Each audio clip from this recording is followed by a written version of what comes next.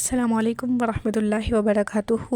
Welcome to Islamic minutes. آج کا ہمارا ٹاپک اس بات پر ہے کہ آج کل سوشل میڈیا پر لوگ اپنے گناہوں کو فخر کے ساتھ دکھاتے ہیں، حرام تعلقات، موسیقی، شراب، فحاشی، اور سمجھتے ہیں کہ یہ اوپن ماڈرن لائف ہے۔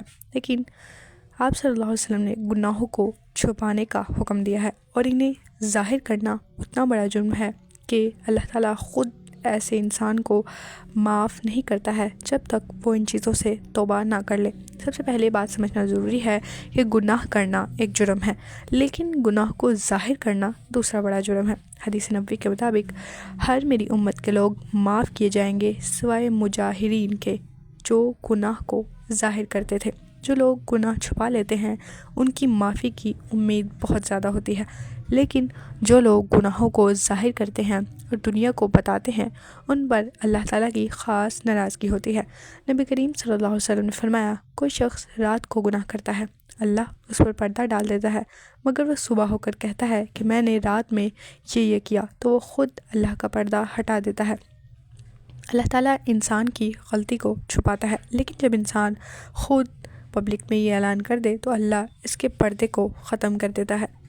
آج مجاہرہ کی سب سے عام شکل ڈانس ویڈیوز، نافرمانی کو فیشن بنا کر دکھانا، کپلز کو کہہ کر حرام تعلقات قائم کرنا، فحاش میمز کول بن کر شراب یا سگریٹ پینا، یہ سب گناہ کو عام کرتا ہے۔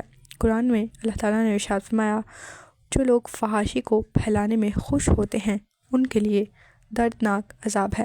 نبی کریم صلی اللہ علیہ وسلم نے فرمایا، جو شخص کسی برے کام کا راستہ کھولے اس کے گناہ کے ساتھ ساتھ اس پر وہ سب کے گناہوں کا بوجھ بھی ہوگا جو اس کے بعد وہ کام کریں گے۔ اسلام کا مقصد معاشرے کو پاکیزہ رکھنا، گناہ کو نارمل نہ ہونے دینا، برائی کو فیشن نہ بننے دینا ہے۔ اللہ تعالیٰ نے ارشاد فرمایا، برائی کو ظاہر نہ کرو۔ نبی کریم صلی اللہ علیہ وسلم نے سکھایا، جب تم برائی کرو تو اسے چھپاؤ اور فوراً توبہ کرو۔ توبہ کے 4 اصول ہیں: گناہ کو چھوڑ دینا، سچے دل سے نادم ہونا، آئندہ نہ کرنے کا عزم کرنا اور استغفار کرنا۔ گناہ کرنا برا ہے، لیکن اسے فخر سے ظاہر کرنا اللہ کی ناراضگی کو دعوت دیتا ہے۔ اگر ہم چاہتے ہیں کہ ہمارے گھروں، دلوں اور نسلوں میں پاکیزگی ہو تو ہمیں اپنے گناہوں کا پردہ کرنا ہوگا اور اللہ کے سامنے سچی توبہ کرنی ہوگی۔